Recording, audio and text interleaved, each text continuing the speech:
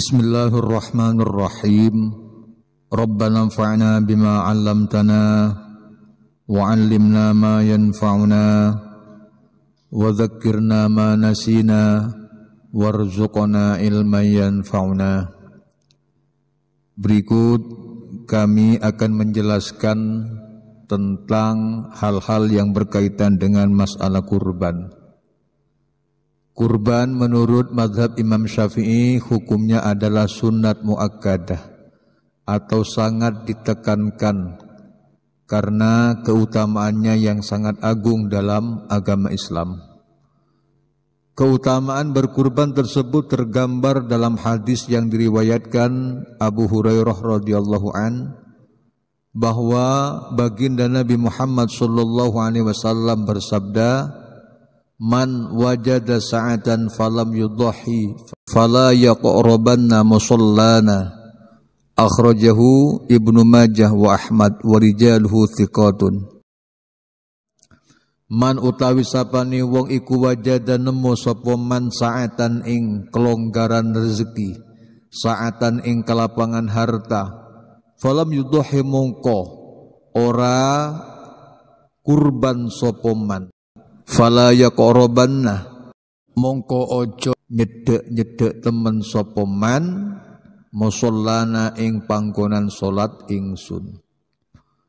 Hadis diriwayatkan oleh Ibnu Majah, Imam Ahmad wa rijaluhu thiqatun, sedangkan rawi-rawinya adalah thiqatun, terpercaya. Anjuran untuk berkurban pun tertuang di dalam firman Allah Subhanahu wa taala dalam surat Al-Kautsar ayat 2. Allah berfirman, "Fasholli lirabbika wanhar." Kemudian dirikanlah solat karena Tuhanmu dan berkurbanlah. Fasholli mongko solat to sira lirabbika krono pangeran sira, wanhar lan beliau kurban sira. Kemudian pelaksanaan kurban sudah diatur secara jelas di dalam Islam. Hewan yang akan dijadikan kurban harus dari hewan ternak, bisa unta, sapi, dan kambing atau domba. Selain hewan-hewan ternak tersebut tidak bisa dijadikan sebagai hewan kurban. Oleh karena itu, semacam ayam, bebek, burung, ikan, dan hewan halal yang lain tidak bisa dikategorikan sebagai hewan kurban. Kemudian syarat kedua, hewan ternak yang akan dikurbankan haruslah mencapai usia minimal yang sudah diatur dalam kitab fikih.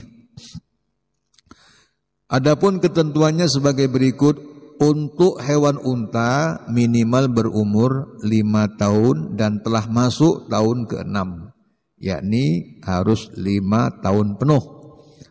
Kemudian untuk sapi atau kerbau minimal berumur 2 tahun dan telah masuk pada tahun ketiga. Kemudian untuk kambing jenis domba bisa menggunakan 2 patokan. Satu, bisa menggunakan patokan tanggalnya gigi atau lepasnya gigi meski belum berumur 1 tahun penuh. 2, bisa menggunakan patokan umur 1 tahun penuh jika giginya tidak lepas. Jadi kesimpulannya, untuk kambing domba bisa menggunakan salah satu ukuran. Jika giginya sudah tanggal meski belum berumur 1 tahun, boleh dijadikan hewan kurban. Kemudian jika giginya tidak lepas, maka harus menggunakan batasan minimal berumur 1 tahun penuh. Ini untuk jenis kambing domba. Perlu diingat, untuk kambing kacang atau kambing Jawa ini tidak bisa menggunakan ukuran lepasnya gigi. Akan tetapi hanya bisa menggunakan patokan umur minimal 2 tahun penuh. Jadi untuk kambing kacang atau kambing Jawa tidak boleh menggunakan ukuran tanggalnya gigi atau lepasnya gigi. Akan tetapi harus menggunakan batasan minimal umur 2 tahun penuh.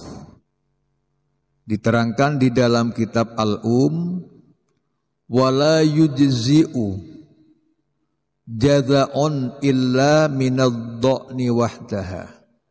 Wala yujzi'u lan ora nyukupi opo jaza'un wedhus puel atau kambing yang lepas giginya illa minadh-dha'ni angin saking wedhus.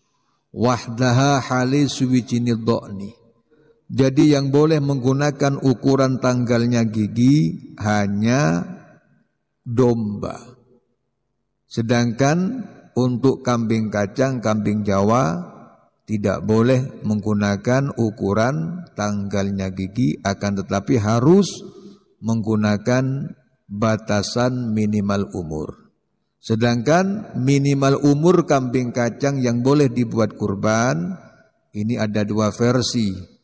Ada yang mengatakan harus 2 tahun penuh masuk tahun ketiga. Namun ada pendapat yang lemah mengatakan boleh menggunakan ukuran umur minimal 1 tahun penuh. Namun ini pendapat yang lemah. Jadi saya tegaskan kembali bahwa yang boleh menggunakan ukuran lepasnya gigi hanyalah domba. Bukan kambing Jawa, bukan kambing kacang. Kalau kambing kacang hanya boleh menggunakan ukuran minimal umur. Sedangkan minimal umur yang cukup dibuat kurban untuk kambing kacang ada 2 pendapat. Yang kuat mengatakan berumur 2 tahun penuh masuk tahun ketiga. Namun pendapat yang lemah mengatakan cukup 1 tahun penuh masuk tahun kedua. Kemudian syariat Islam memperbolehkan berkurban secara kolektif atau secara gabungan.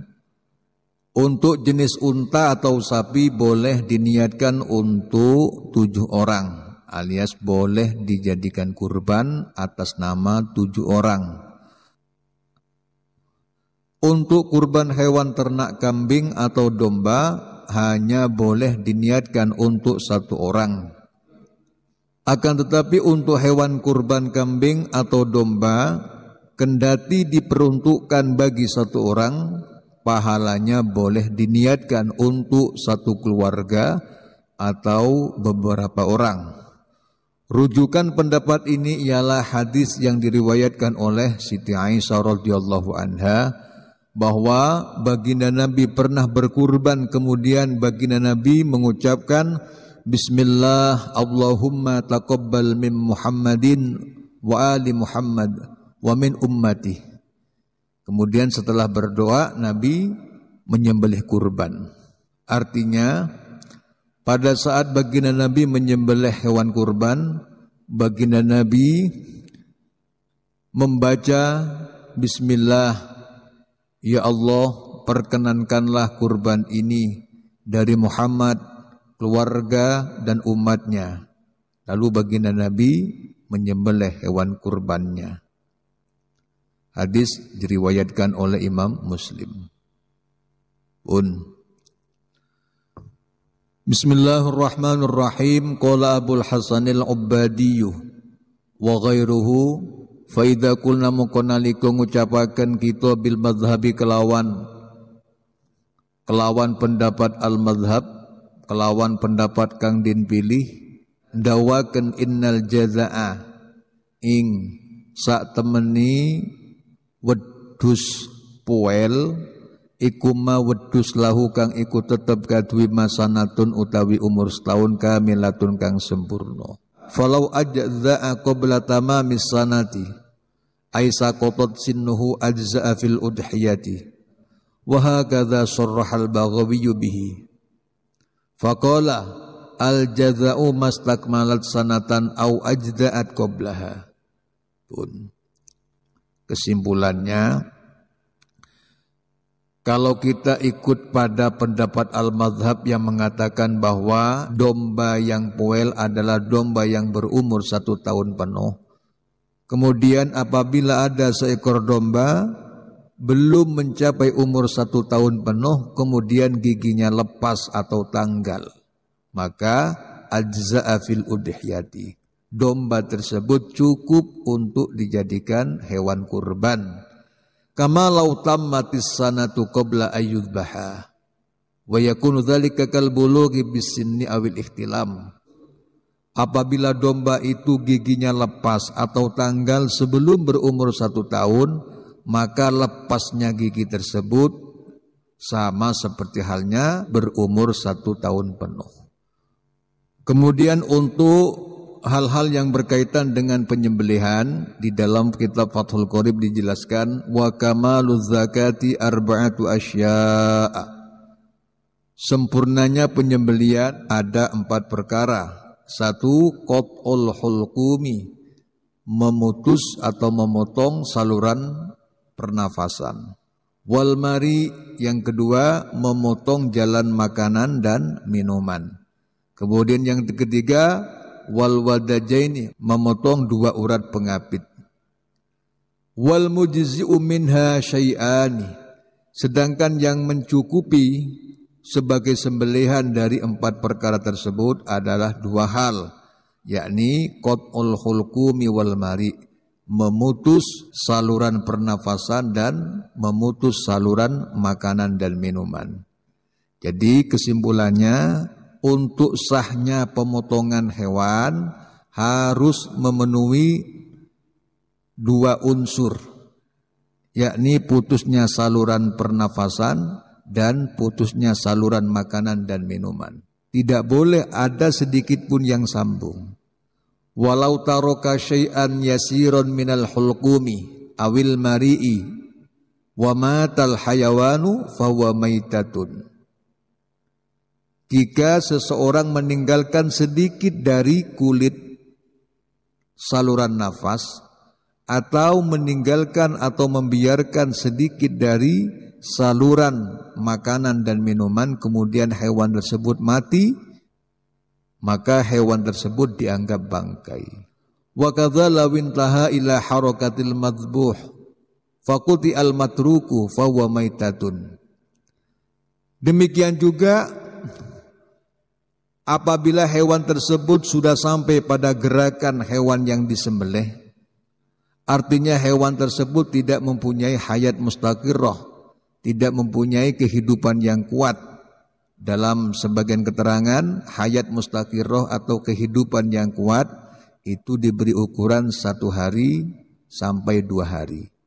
Nah, jika hewan tersebut sudah sampai pada tingkatan gerakan hewan yang disembelih, dalam arti tidak mampu bertahan 1 hari sampai 2 hari, kemudian sisa saluran nafas yang masih belum putus tersebut dipotong, maka matinya hewan dianggap bangkai. Wa fi wajhin annal yasira la yadurru waqtarahu wa fi wajhin lan ikut tetap ing dalam sicini wajah sebuah pendapat dari ashab, annal yasira sak temeni sekedhik iku la yadurru ora bahayani apa yasir, waqtarahu lan milih ing adamud doror sapa ar-Ruyani, Imam Ruyani. Ada sebagian pendapat ashab mengatakan kalau cuma sedikit yang sambung, kalau cuma sedikit yang nempel, ada tenggorokan atau saluran nafas yang masih belum putus tapi tinggal sedikit, ada saluran makanan atau minuman belum putus tapi tinggal sedikit, ini menurut sebagian pendapat ada yang mengatakan tidak bermasalah, dan pendapat ini dipilih oleh Imam Ar-Ruyani. Imam Ruyani sependapat kalau saluran nafas itu yang sambung cuma tinggal sedikit, saluran makanan dan minuman yang sambung tinggal sedikit, menurut Imam Ar-Ruyani tidak bermasalah, alias hewan yang disembelih tetap halal dimakan. Namun was-shahihu al-awalu, pendapat yang sahih adalah pendapat yang pertama yang mengatakan dianggap bangkai karena masih ada kulit yang sambung walaupun sedikit. Wa qala lan dawu sapa al-Istokhriyu, Imam Istokhri dawakan yakfi ing yakfi nyukupi apa qatul hulqumi, ngetok saluran nafas, awil mari'i utawa ngetok saluran makanan dan minuman, Dasari li annal hayata karena sak temani urip iku tafkudu ilang apa hayat. Bifaqdi ahadihima sebab ilangi salah sijini khulkum awil mari. Wa utawi qaulul istakhri iku dhaifun apes. Kesimpulannya adalah sahnya penyembelihan hewan, baik itu hewan kurban atau bukan kurban, menurut Imam Istakhri cukup dengan terputusnya salah satu dari saluran nafas dan saluran makanan dan minuman. Artinya menurut Imam Istakhri penyembelihan itu dianggap sah cukup dengan memutus saluran nafas saja atau memutus saluran makanan dan minuman saja. Namun pendapat ini dianggap lemah. Demikian, semoga bermanfaat. Al-Fatihah.